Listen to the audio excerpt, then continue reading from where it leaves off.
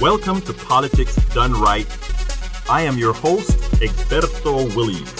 This is the progressive program that will take the mystery out of politics. This is the program that will encourage you to make sure government becomes we the people. Whether you are liberal, conservative, or otherwise, you get to air your point of view. Remember, you can also send me a tweet to EGBERTOWILLIES. That is, at Egberto Willies. Let us engage. It is politics done right. 1, 2, 3. Well, folks, welcome to one more edition of Politics Done Right. I'm Egberto Willies, your host. Thank you so kindly for being a part of the show. We are going to have a great show for you today.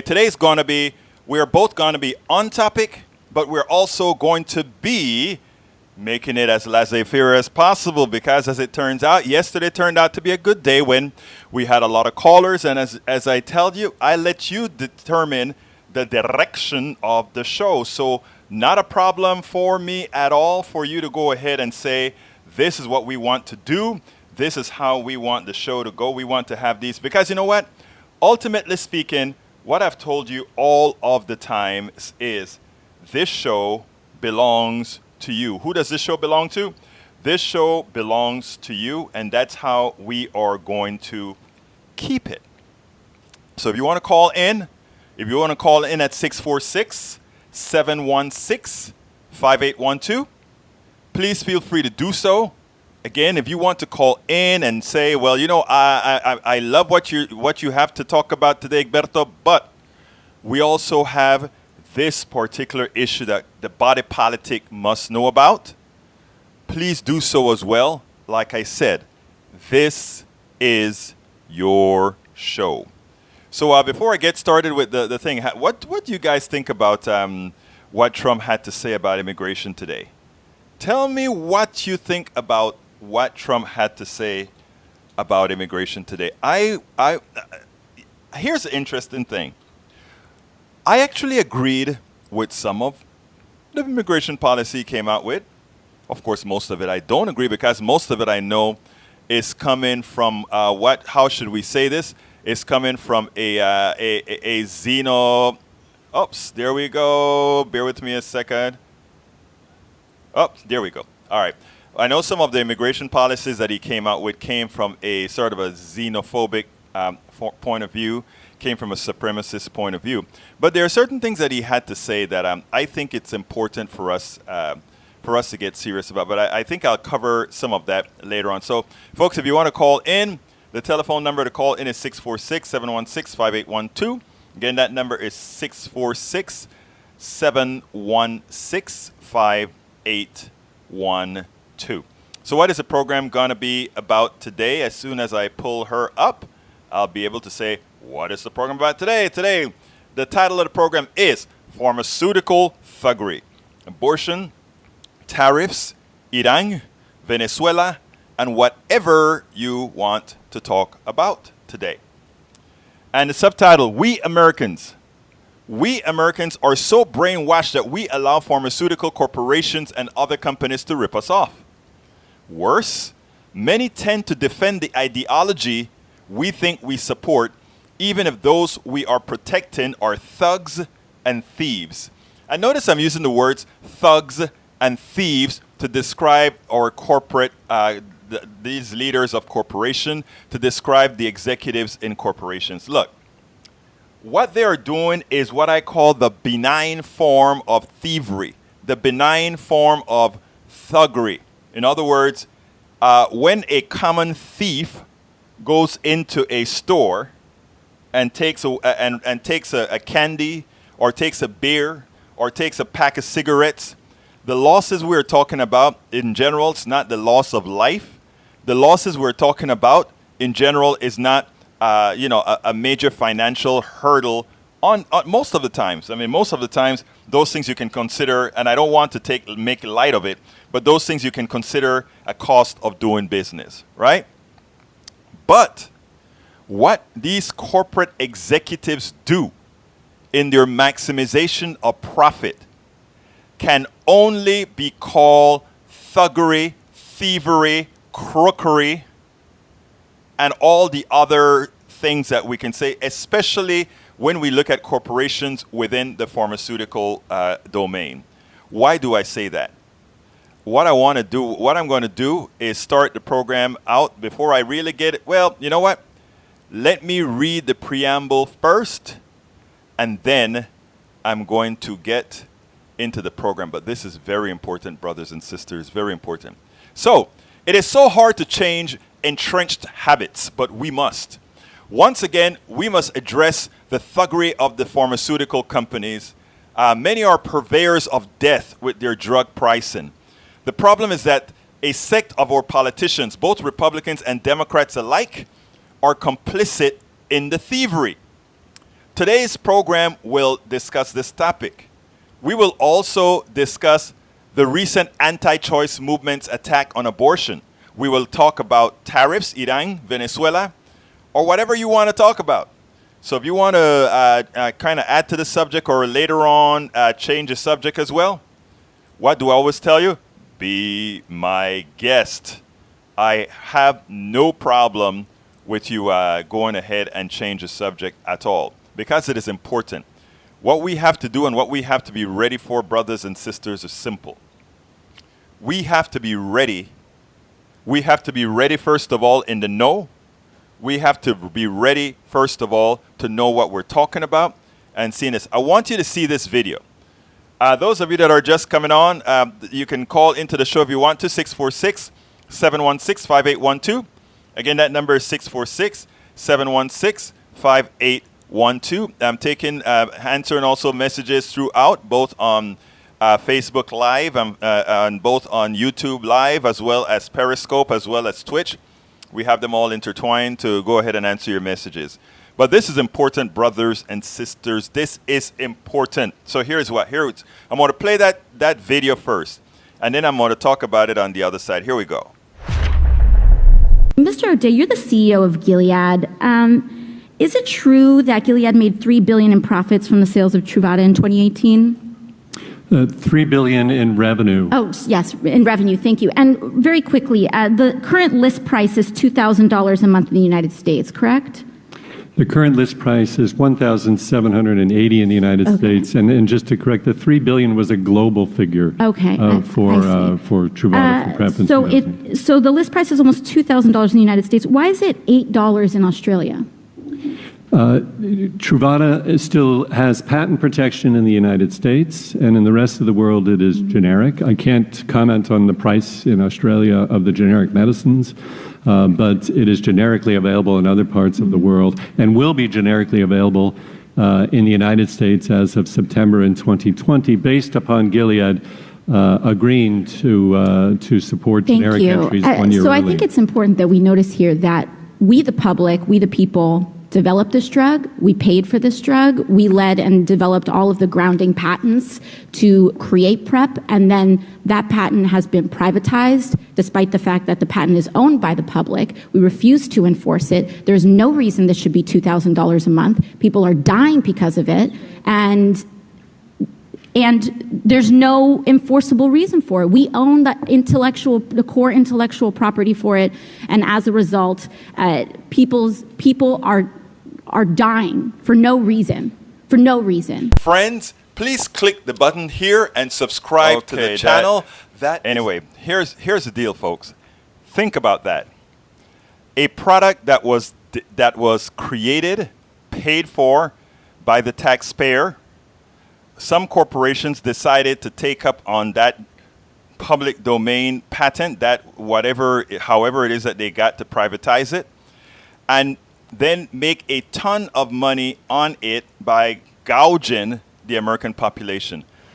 Which conservatives should really like that? Answer that question, my conservative brothers and sisters. Please tell me. That doesn't fall under the things that you believe in. That is corporate socialism. You kind of hate that word. That is corporate socialism. We developed the drugs. And somehow these corporations are able to make a profit on it. I would like to see somebody call into me and justify exactly why that is somehow fair for anybody to do. So folks, again, give me a call. If you're so disposed, give me a call. Let me understand how, why it is that should somehow be okay. Please let me know. I'm waiting for your messages on Facebook. I'm waiting for your messages on all the others. Hi, Kathleen Morgan from Situate, Massachusetts. Welcome aboard. Now, before I go to the blog of the week, I'm also going to want to talk about, like I mentioned, the immigration issue that came out today. Donald Trump has changed immigration. Yes, of course, he's xenophobic. We understand all of that. But he's asking for immigrants who come here to have to know two things. He said he'd like to have them, speak English, be able to speak English, and he'll also want them to be able to take a civic course. I really don't know what's different from that. I'm from Central America, Panama. And when I came over here, I had to take a civics test to get my green card. I had to know, in fact, I had to know so much about the United States. I remind Americans all of the times that those of us who travel from abroad, at least at the times that I did it back in the 80s, those of us who came in and got green cards in the 80s, we had to know the American Constitution. We had to know, in fact, we knew the 50 states. We knew the triple structure of government. We knew the separation of powers. We had to know all of that, take a test, and if we passed that test, then we could get a green card.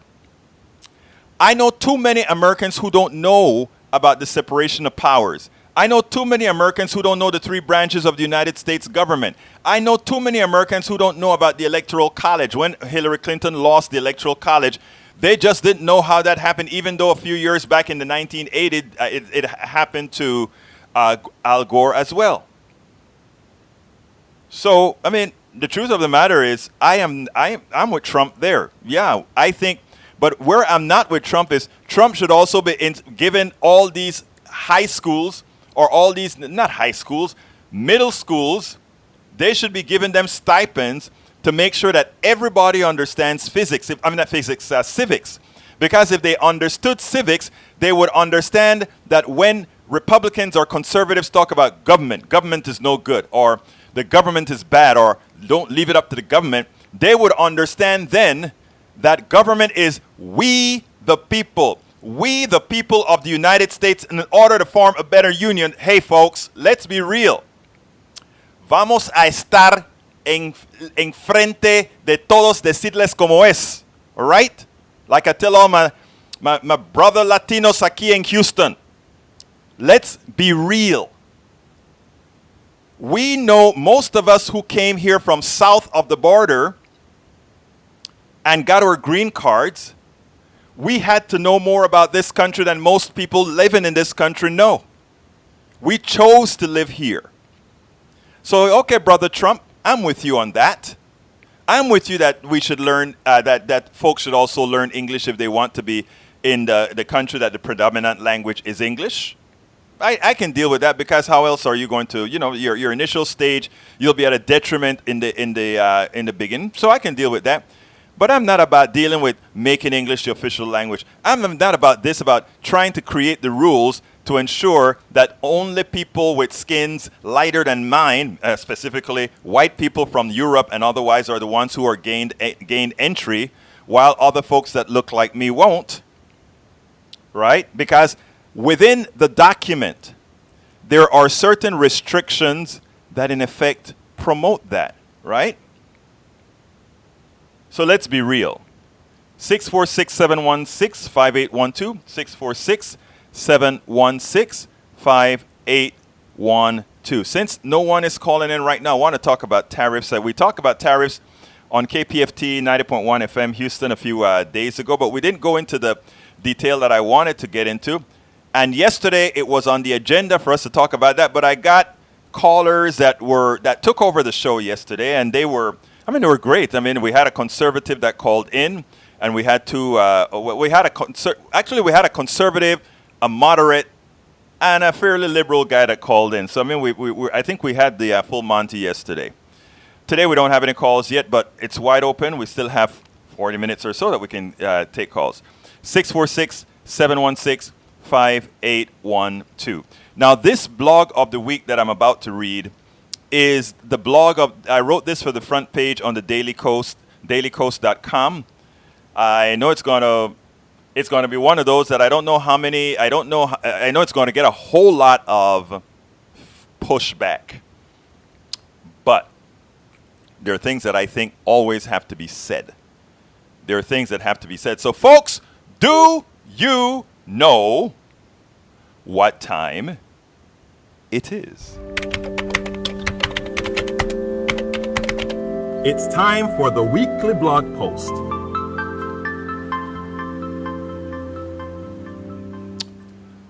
Okay, weekly blog post. Title of the blog post today is Democrats. You see what I mean? I'm about to start the blog post. I get a call, and you guys take priority. So I'll go to the call first. So forget that I played that song. We'll take the call, and then we'll come to the blog post after. Okay, 973. Come on in. How can I help you? Egberto, how are you today? I am doing Johnny. fine. Johnny, talk to me, my brother. You were asking for someone to call and explain why the price of our pharmaceutical medications is so high. Yes, and I think... go ahead. And I would say that it's really about moving around the cost of things. In other words, like, you have one drug, like the Truvada, that's extremely expensive. And when you look at the whole industry itself, they're just you have to move things around a little bit. So on the one hand, on a couple of drugs, you have to like charge an extreme amount of money to make all your profits to cover all your research. And on let's say some other drugs that are not as not as profitable, you can make them cheaper. But at the end of the day, what you're really seeing is this de-emphasis on maximizing profit and more on cornering the market and eliminating competition. And this is one of those effects that we've talked about previous. So when we talk about eliminating competition as opposed to maximizing profit, this is one of those effects. So you'll have a company that has a patent on a drug, and instead of, they have to, in that situation where they have the patent, the entire focus of the company has to be on extracting as much profit and money from the people. Now, I know it sounds terrible, and it is, but really that's the only way to really explain it. Now, obviously, this is not the way that I feel like business should be done, but this is what I would call one of the effects of unfettered capitalism. And I would like to see more regulations put in place. Well, let me just correct one thing, though, Johnny, because this is important. I understand what you said, and what you said applies to certain drugs, no doubt. It applies to certain drugs, no doubt. But for too long now, what we've really had is what I call the pilfer of the folks. Let's give an example. That drug, I don't remember the name of the drug, but it's an AIDS drug. It's $2,000 per month. In Australia, it is $8. Okay? $8 versus $2,000. A lot of people say, okay, the reason why the drug... protease inhibitor, but... Yeah. Right.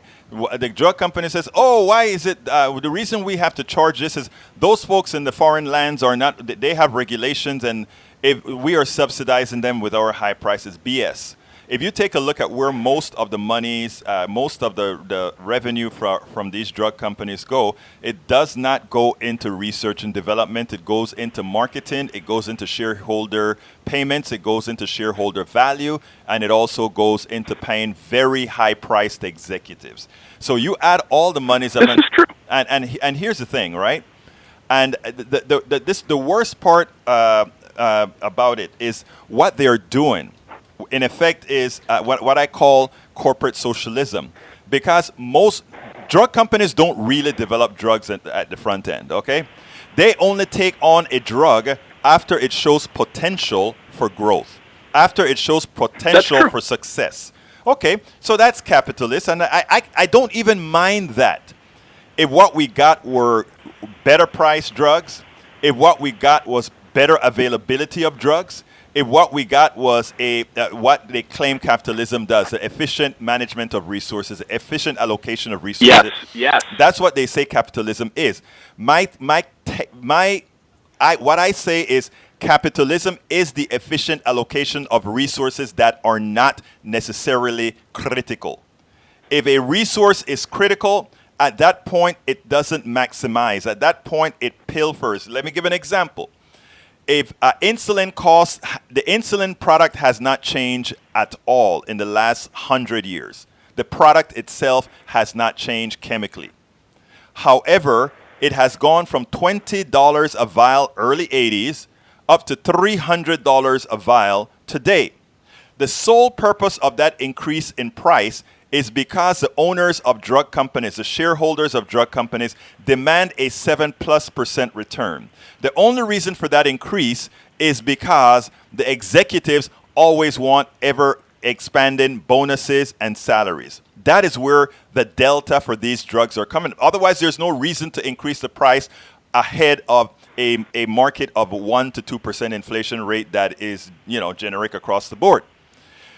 That said, so what I'm saying is what is occurring is the pilfer of the American people, and we cannot have apologists for the pharmaceutical companies. We cannot.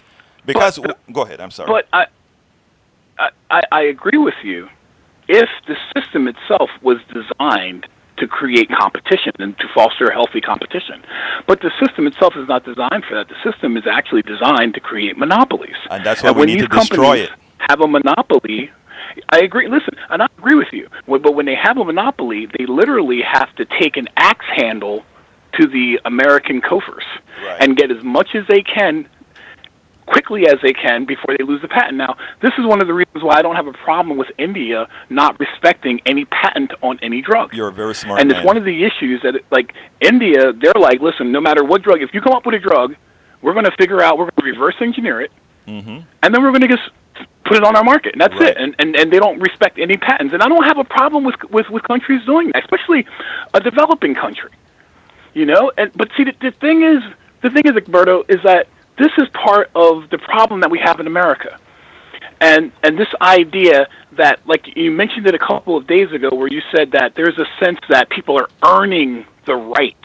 They've worked hard. They came up with an idea. Like you mentioned I don't know when you mentioned it, but you said something about Michael Dell doing the same thing you were doing. Exactly. And Michael Dell was kind of doing the same thing you were doing, and yet he was able to kind of supercharge what he was doing, and next thing you know, he's got a international company. No, let me tell you. And you guys kind of started in... No, what I'm saying, I wasn't... What I was talking about, Michael Dell, wasn't to say that... you see, I have a theory in capitalism, right? We like to believe that we live in a meritocracy. And the myth of the meritocracy, absolutely. And what I was trying to say is we do not live in a meritocracy. We live in a chosenocracy. In other words, a chosenocracy means that, let's say, Johnny, you and I have the same skill set, right? Or you, I, and several other people have the same skill set, and we're developing a product. As opposed to the three of us existing and selling our product wildly. In a capitalist country, you get the venture capitalist that chooses either you, Johnny, or somebody else, either me, Johnny, or somebody else, and then they make us, right? And you implicitly, because you have the capital, freezes me out of the market and everybody else. And you can say, well, I could make the price lower. No, at that point, you have economy of scales. You see, it's easy to go under the premise that we can all compete. But the reality is we don't. And the reason we don't is because once you are the one that got capitalized, once you are the one that was the chosen one, you have already frozen out many others. Now, let me just bring up this point too. Now, you're absolutely right. Now, the pharmaceutical drugs, one of the most expensive pharmaceutical drugs are drugs used by schizophrenics. Yes. And the drugs for schizophrenia, one of the reasons why they're so high is because they're used by the prison industrial complex. And you have to give certain medication to people who are imprisoned. Right. And so the drug manufacturers, pharmaceutical companies recognize this. And so, of course, they basically have a market locked in. Right. So the prices on drugs for schizophrenia are incredibly high. And the problems with developing these type of drugs, I mean, there's so many issues with developing these types of drugs. You could write a book on all of the legalities of it. You're a but doctor, the right? issue is you're able to mix. John, What's you're a that? doctor, right? Yes, Yeah, I'm a physician. Right, I remember that. And it's mind-boggling, and the side effects of these drugs, and how and you when you just start putting everything together, you start to understand that this is a huge machine. Right. And really, what you're looking at is an entire sector. Right. And so I would love to just point out and say, okay, well, this company right here, did X, Y, and Z, but at the end of the day, the whole sector acts that way. Right. And then what's really crazy is, then they work together, and they just reach over to your nearest congressman and make a nice donation, or offer the use of a jet plane, or take you out to the golf course, which I like to do. I ain't even gonna lie. and next thing you know, you're thinking to yourself, it's easier for me to play ball. Right. It's easier for me to play ball because if I go against the grain, that's just going to hurt my bottom line. Right. And they've already got me leveraged. Right. They've got me leveraged. And I got these student loans that I'm looking at that are quite lovely to pay back, by the way. My daughter and I've got is still working on it. Yeah. Ungrateful patients. And let me tell you another complaint while I'm on it. Yeah. Everybody's a Google expert. Yeah. But the thing is, you don't get it. You do it because you love people. Right. You know what I mean? At the end of the day, in the very beginning of it, it was about loving people and helping people, and it's still that, despite everything.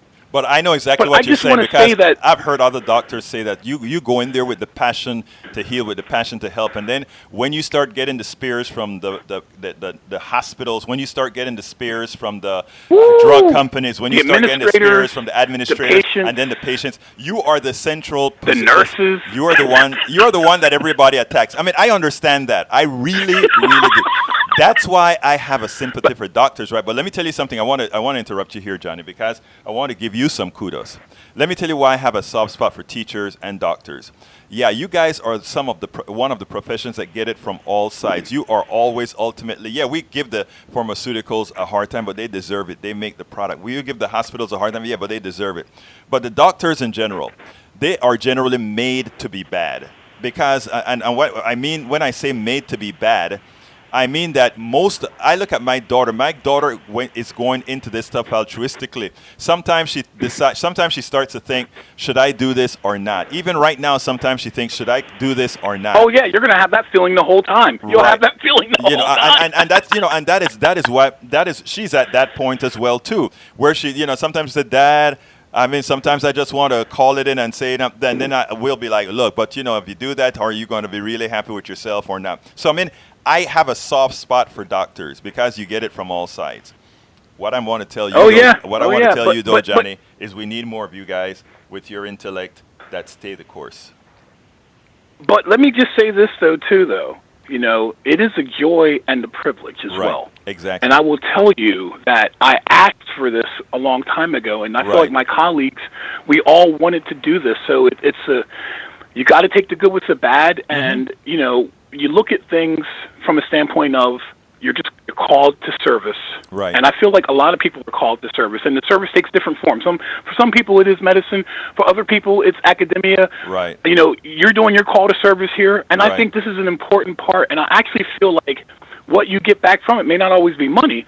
Sometimes it's just a feeling. I mean, you know how great of a feeling it is to have like a patient hug you. Yes. Because your therapy worked. You hit it on the money. My thing here is I go along every day, and now that you're mentioning it, I forget I need to go ahead and tell folks, please hold on a second, Johnny. I didn't do it yesterday. I got to do it today. So you hold one there for 1 second, folks. Politics Done Right is a progressive show that needs your support. Please go to patreon.com/politicsdoneright. That is patreon.com/politicsdoneright.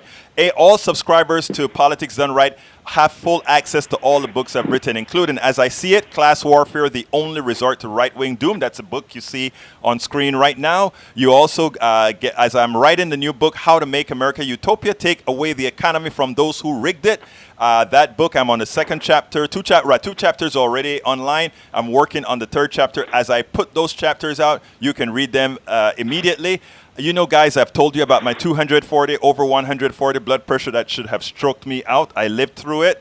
I wrote the book called Lose Weight and Be Fit Now, Say No to Snake Oil Weight Loss. I wrote that book because I have to say, look, all these activists out there, all these people out there that are overweight or that need some assistance, I have that little technique that I used, and you know what? So far, it served me well for the last few years, so I decided to share it. Okay, that's enough of the plug, and back to the show. Okay, Johnny.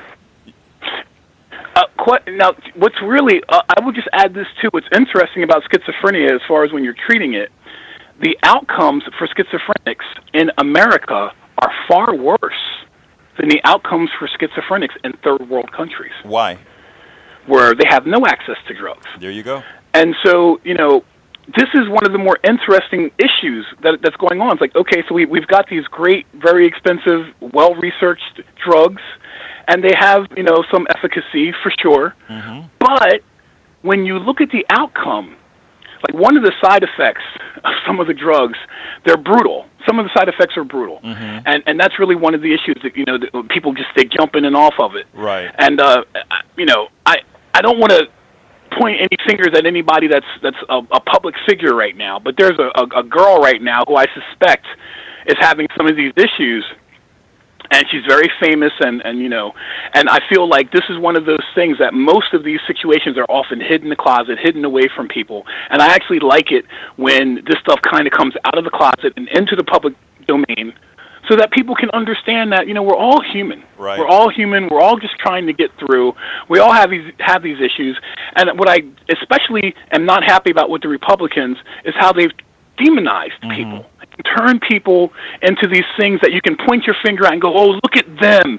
They're this, they're that. Like the other day when we were having our conversation, one of the people you were talking with was using he was a blamer. Mm-hmm. And he was looking to blame people for the different situations that happen. Mm-hmm. And I just wanted to say, like, you know, we have to come off of that. Like, you know, yes, blame is easy. Mm-hmm. Compassion's hard. Right. Compassion's hard. Compassion and understanding is what we should be driving for as a culture, and getting away from the blame game. And I understand, like, when you get a guy like Trump in there, and I mean, and now I'm going to go on my little Trump tirade. Mm-hmm. When you get a guy in there that didn't go to the big three, yeah, right. He went to UPenn, but as a transfer, right. And you can see why. And I tease my little UPenn friends. I tell them, I say, you guys wanted a president, you got one now. Are you happy with him? And they're like, anybody but this guy. And I would tell you, as we move forward, here's my little bit of elitism coming out. I want the person running for the Democratic nomination. I would love for them to come out of the big three, you know. And I would just tell people... let me tell you right there, brother, you are the elitist. I want the next one to be out of the University of Texas of Austin, my alma mater. That's a good school, too. That's a good school. I mean, come on. That's a great school. And by the way, I just feel like at the end of the day, what we really need from the presidency, because I look at the presidency as, you need somebody in there that's dynamic, that's smart, and flexible. Right. And has a great foundation for understanding. I'm going to tell you, I just don't see that with Trump. Let me tell you what I'm going to tell you now, because I'm an engineer, I'm a business owner. I did the whole works. I did my own accounting. I did my own advertising. You're very smart. But here's the reason I'm telling you this. The reason I'm telling you is, with all of that, I don't think I would make a good president. Okay, not true. You know how to hire people. You know how. Stop it. Well, you know how to hire people. Well, you would hire good people and surround yourself with good people. Please, you'd be a great president. Let me finish what I'm saying though. But I don't even necessarily believe that we need somebody as smart as you or an Ivy League attendee to be president. I think the most important thing a president has to have is sort of a focus on empathy and be able to see things through other people's eyes. I have that, but Yes, what agreed. I think a president is a bit more than that. What I liked about President Obama, what I liked about President Eisenhower, what I liked about President Roosevelt is I think those are the people who had those things. You know what I mean? Interesting. Yes. But let me just say this too. If we would just allow this conversation to evolve, and I know that you're a big fan of Elizabeth Warren. Yes. I like her too. But I would just say that her brand is off. Well, we'll see. I love her ideas. I love her concepts, but her brands are a little bit off, and that's why I keep talking about Beto O'Rourke and the Democrats. Instead of focusing on beating Trump, the Democrats should focus on trying to get Texas. I got it, Johnny. I got it. But Johnny, I got to go to the blog of the week. But let me tell you something, my brother. My bad. No. Don't Go. Hold on. Let me tell you something, okay? We are going to have some more discussions on that Elizabeth versus Beto, okay? You and I going to fight about Elizabeth. Agreed. We're going to fight about Elizabeth versus Beto, brother. All right. Hey, by the way, hey, look, by the way, Yes. I should actually be talking about Marianne Williamson. Oh, I should be talking about her. She's not getting any love. She's a I good should be speaker. talking about her. She's a good and I'll speaker. call you back on another day, All right. and we'll be talking about her because I actually like her too. All right. Well, look, thank you, my brother, for calling in. Hey, by the way, Thank you for listening to our me. resident conservatives have started to sound like a circle jerk with these two guys. I mean, he's such a nice person. Daniel Ledo, come on, guy. I mean, you have to be more positive than that. You can call in anytime. I would love you to call in, Mr. Ledo. You should call 646-716-5812. Thank you so kindly for calling in, my friend. You have a good one, okay? Thank you. Have a good one. All right. Okay, folks, we're going to start that thing again called the Blog of the Week, but this time I'm going to have to read it quickly. And, I kind of interrupted, and I hope I'll be able to do it. So anyhow, what time is it?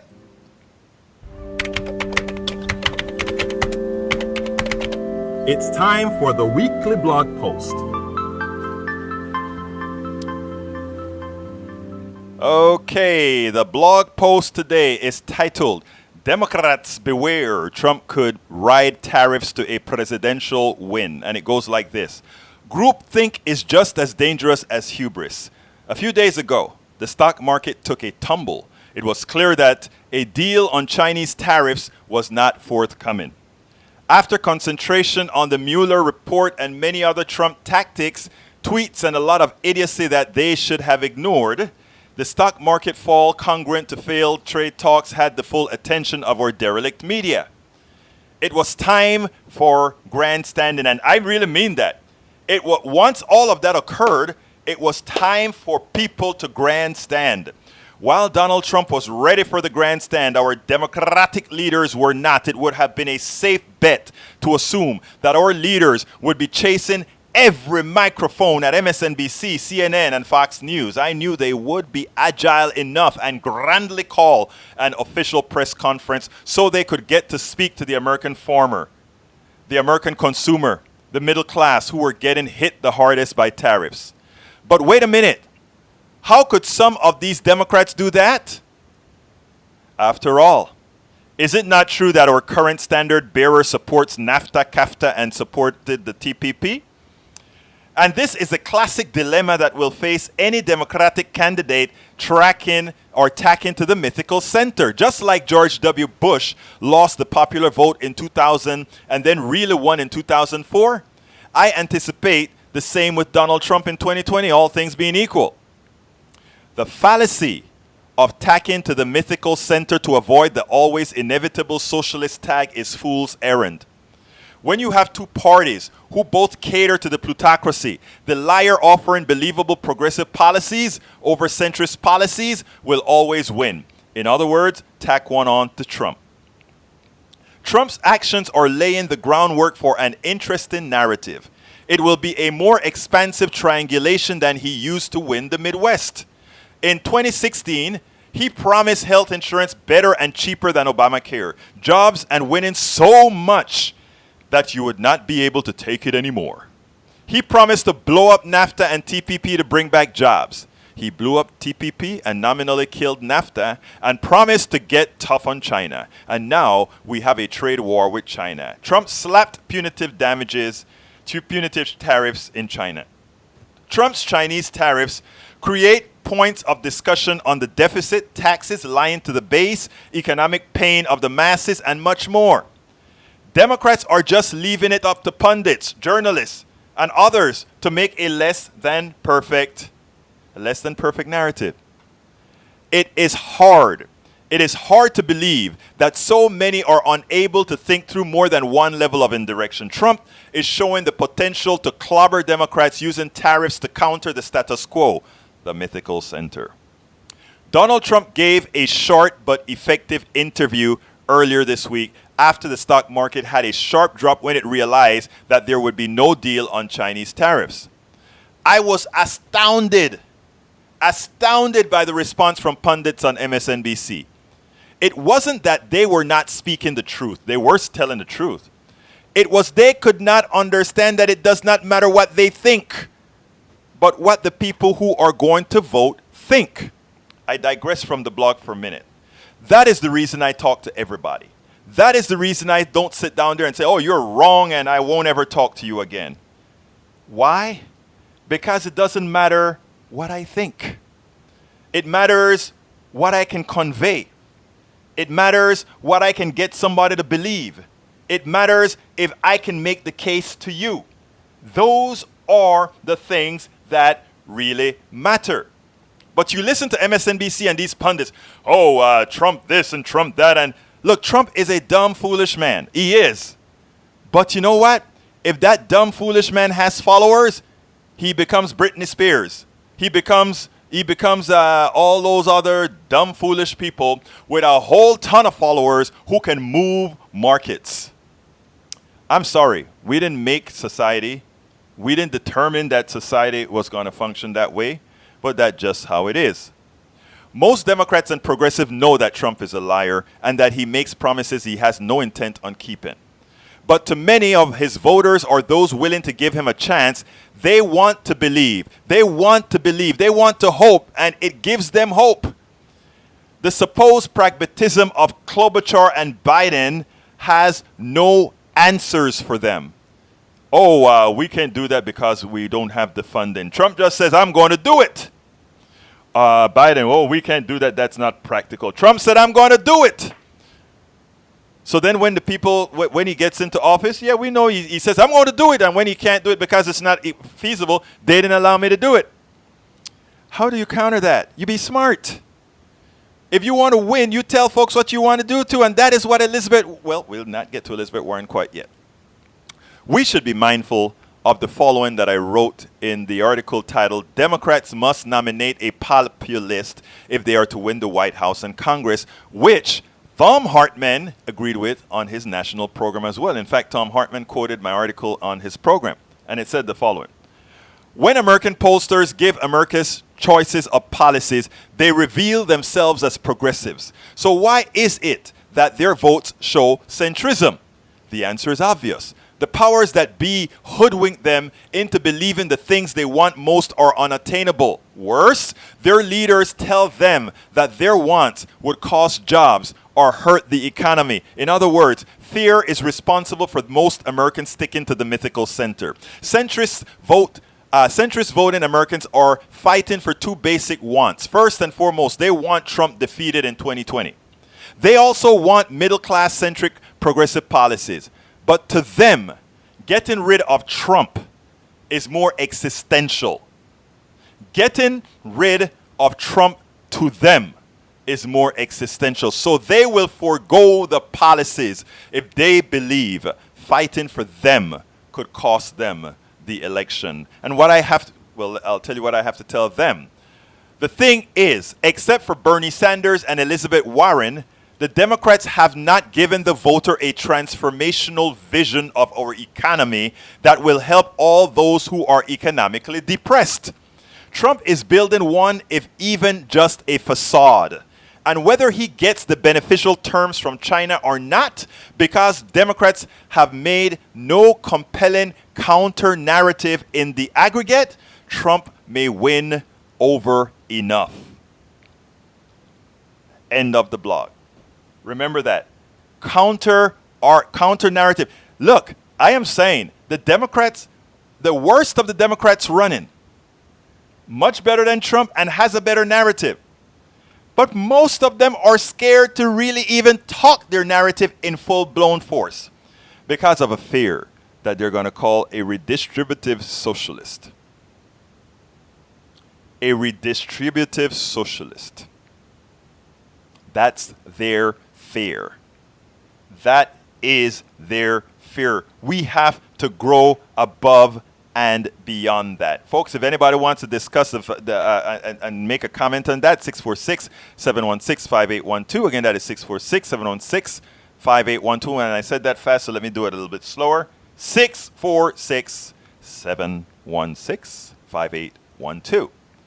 Okay, let's see if I have any more. Okay, let's see. Go back to the page. Sometimes this automatic chat doesn't seem to pick up some of the things that I actually see on the chat. I am not sure why that would be.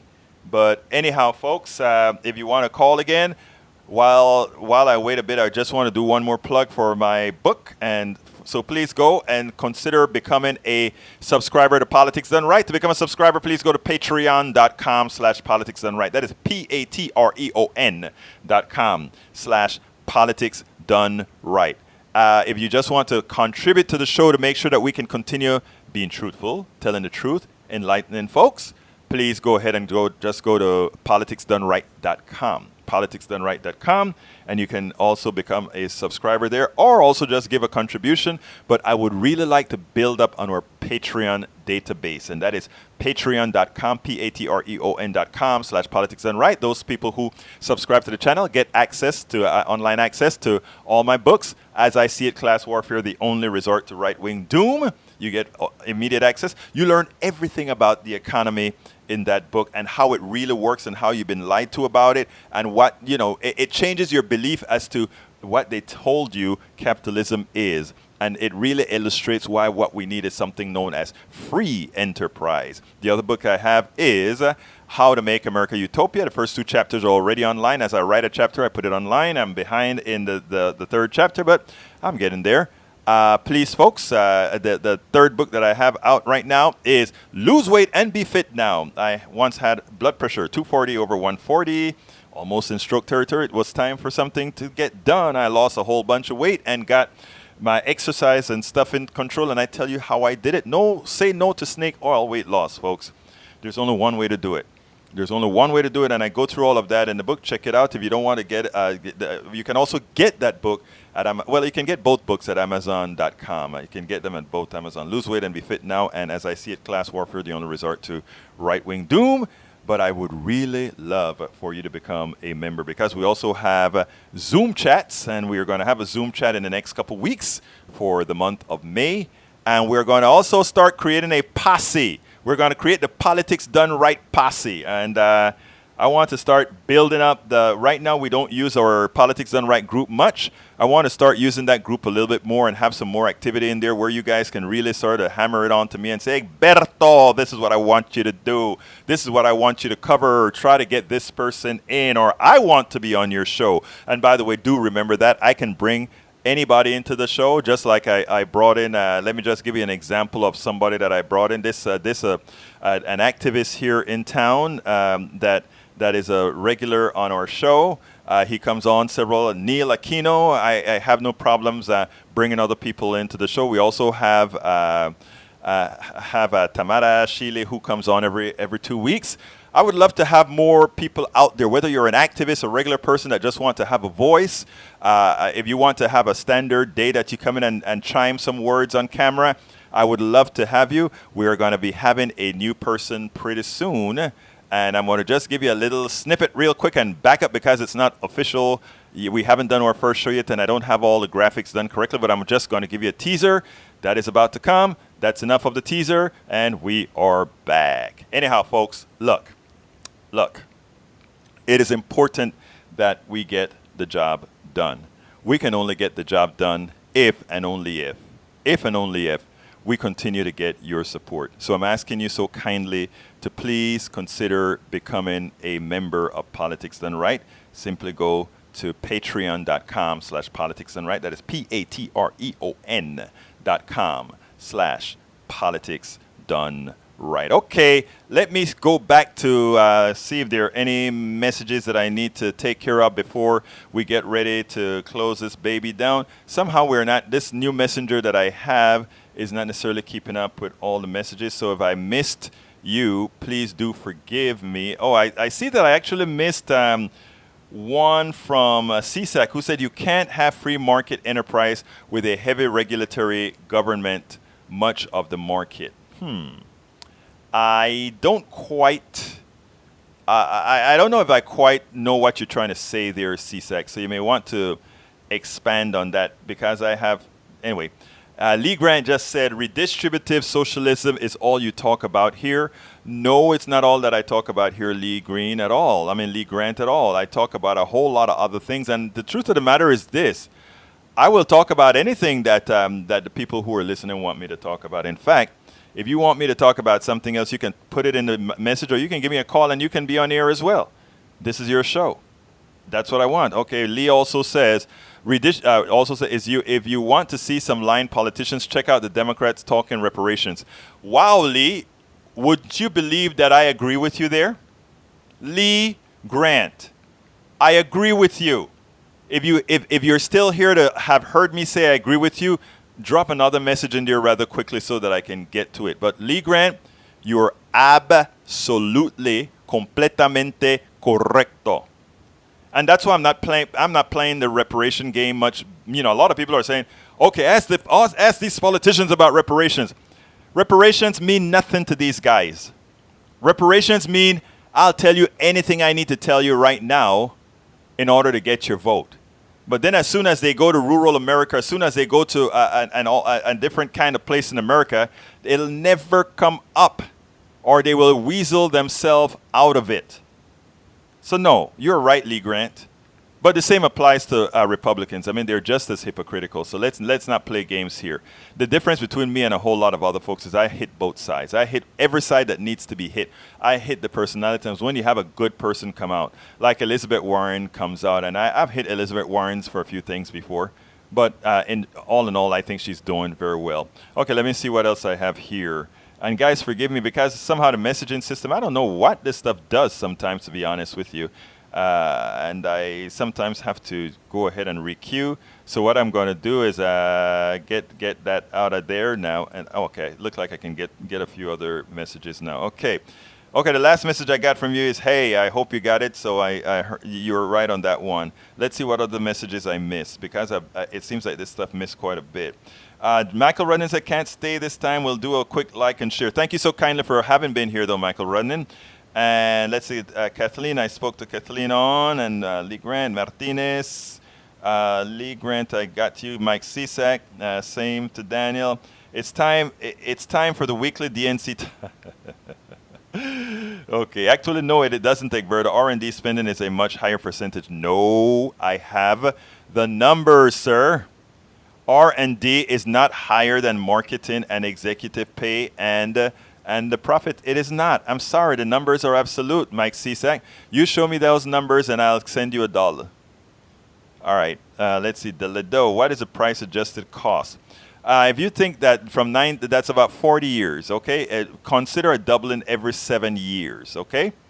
So that would mean 3 doublings, right? Or rather, 6 doublings, and that would mean that something that cost about $10 in 1980 should cost about $60 or so. So I mean, it would be 6 times, and it's not geometric. I mean, I think the way they do that calculation is otherwise. So that is what it is. But I mean, the fact of the matter is, we don't even have to do that. We just have to see what does the materials cost, folks. I just put this a while back.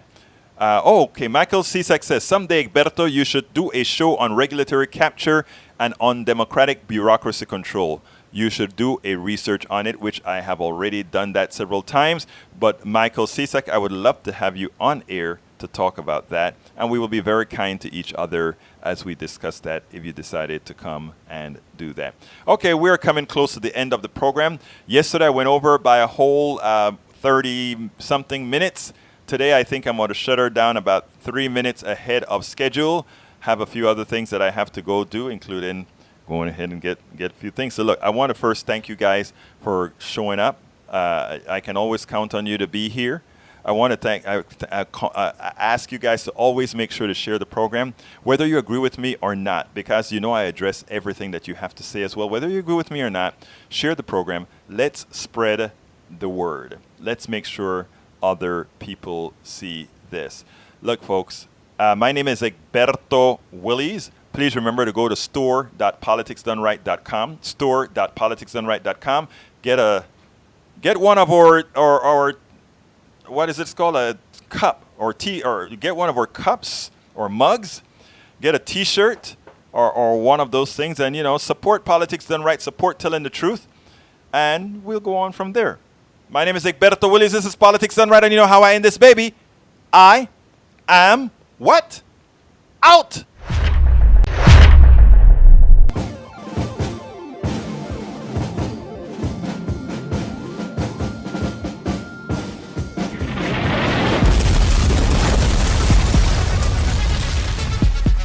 Welcome to Politics Done Right.